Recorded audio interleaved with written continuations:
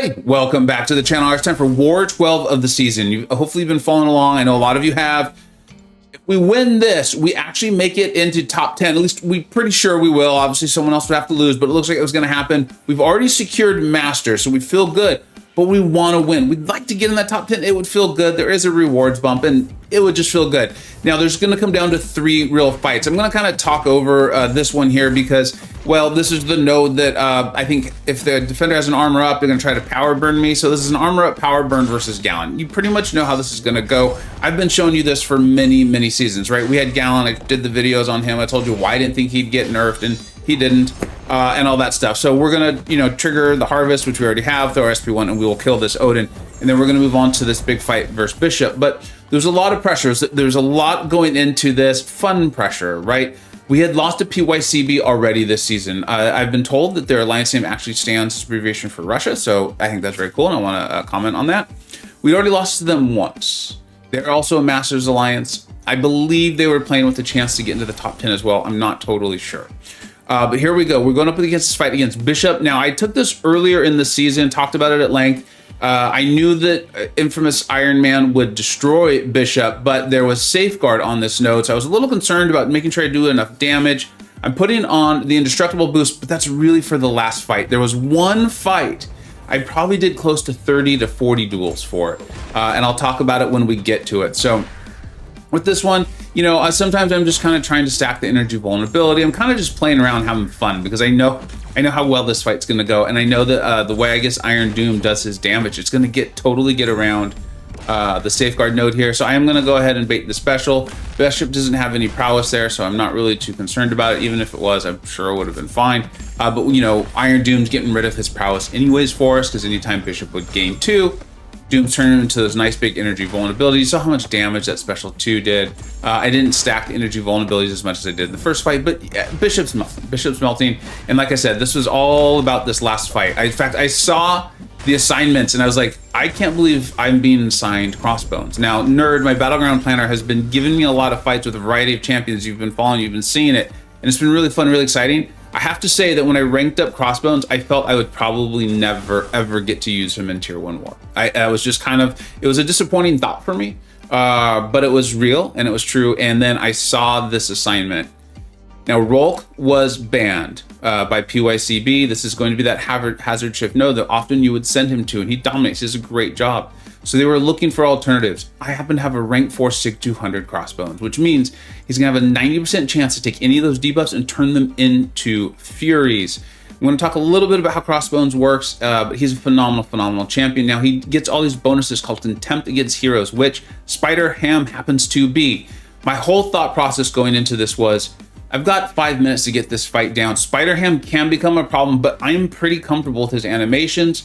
I am going to try to keep up my Furies, but my #1 goal is to make sure I throw my special 1 and do not let Spider-Ham build up any of his spider nonsense, because if I start to have trouble keeping my Furies up, I want to know that I can just reset the fight. Now, like I said, I had to do a lot of duels because I did the first couple and I realized my Spider-Ham in my duels was punishing or parrying my heavy. You're going to want to punish his SP1 with your heavy, because that will pause all of your Fury buffs for 5 seconds, which gives you more time to get back to your overrun, which will refresh them, right? Now, of course, also because of the way this works and Spider-Man being a hero, I think it's when I have 4 of my Fury buffs off, I'm shutting off his defensive ability accuracy. Really, really cool. And then we can even go above and beyond anytime we have more Fury. So here we go, and you're gonna see this. This goes so well. I'm just so pumped up, right? So here we are. I'm going to throw my special 1. I've got all these Furies. I'm using Overrun to refresh them and get a couple more. Now I want to bait this heavy, and I want to punish it with my heavy. Bait that special 1, punish it with my heavy. I did. That's great. We've got it nicely paused, and right now I'm like, this is going phenomenally. This is going phenomenally. Like I said, I was going to be most interested and concerned with throwing my special 1. I just lost 7 Furies. I'm fine. I'm totally fine. I know how quickly I can build them back up. You saw the punish there. So I'm going to get them paused. And right here, I wanted to go to Overrun. I was like, wait, what am I doing? There we go. It didn't work out. That's fine. I'm not worried about it. I got to my special 1, threw it right away. Now I can do Overrun, and I'm still going to have time to punish that special 1 with my heavy. Now, the thing that I practiced a ton here is I can punish that a little earlier than I thought. Once I got used to that concept, I never had any other problems. Go in, plenty of damage, soloed that fight, took about a minute. I was very, very excited. It was pretty early in the day. My battle group moved so insanely fast. So I did not expect this when I came out of the fight. I know a lot of people were excited about it because Rolk's someone that we've been using a lot, and so having him banned meant we had to do this. But look at this, Nerd, Alpha Slayer, Nerd's the battle group planner, Alpha's this really awesome guy in the BG, you know, cheering me on. A couple other guys are going to write some really cool things. So I was just very excited about it. For me, that's part of what I enjoy so much about War in this way.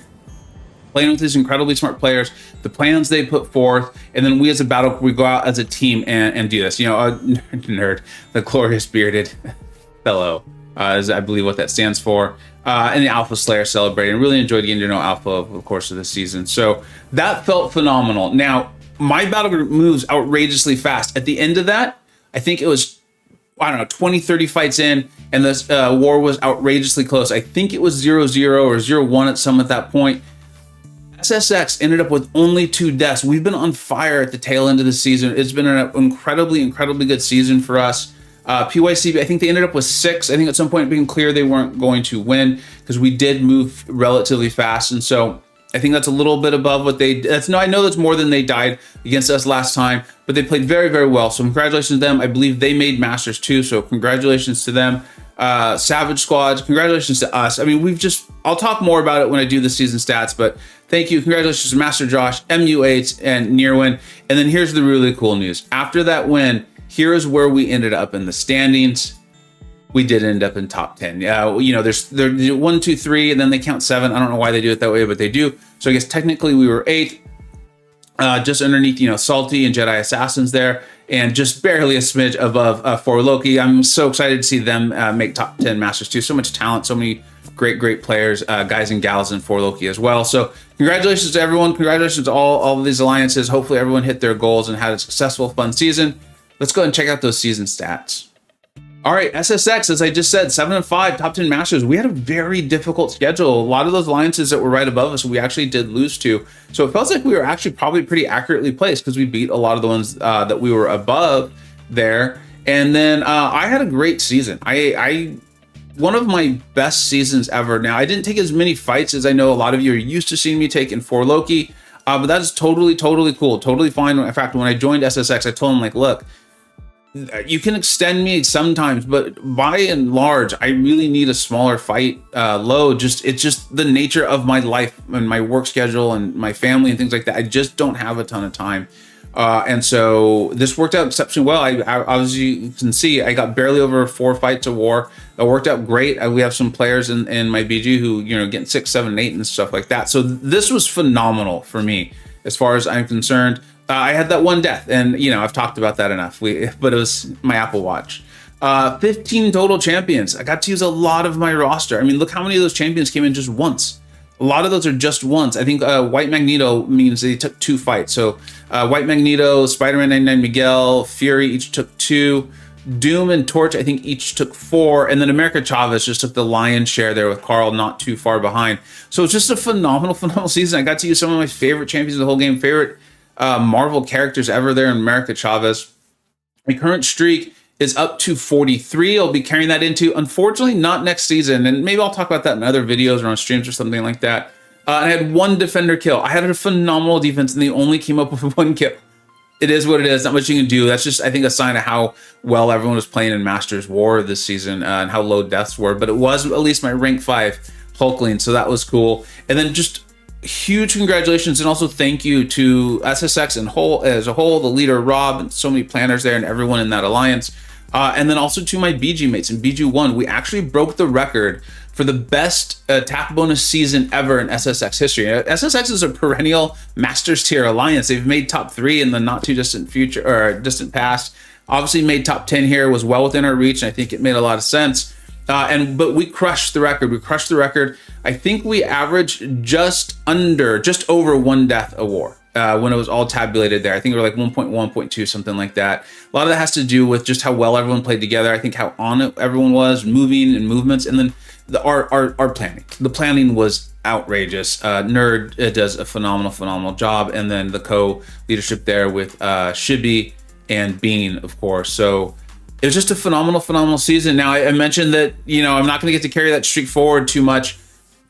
It's because I am actually having to take a season off. I've got a couple vacations coming up that I kind of forgot about, or at least I didn't forget about. I just didn't realize they were so close. So unfortunately, I will be taking a season off from Tier 1 War from SSX, but SSX is my home. Assuming I go back to Tier 1 War, and right now I don't see why I wouldn't. I just had so much fun. I had so much fun with this. I will be looking to get back in there as soon as I possibly can and a spot opens up. So thank you so much to them. Thank you to you, to all the viewers. I know a lot of you stuck with me and had a lot of fun this season. I did a war video for every single war. It is my favorite mode in the game. It just is. Thank you so much for watching. I hope your seasons went incredibly. Take care. I hope you either learned something, were entertained, or even better, a little bit of both. Don't forget to like, subscribe. Thanks so much for watching. Take care.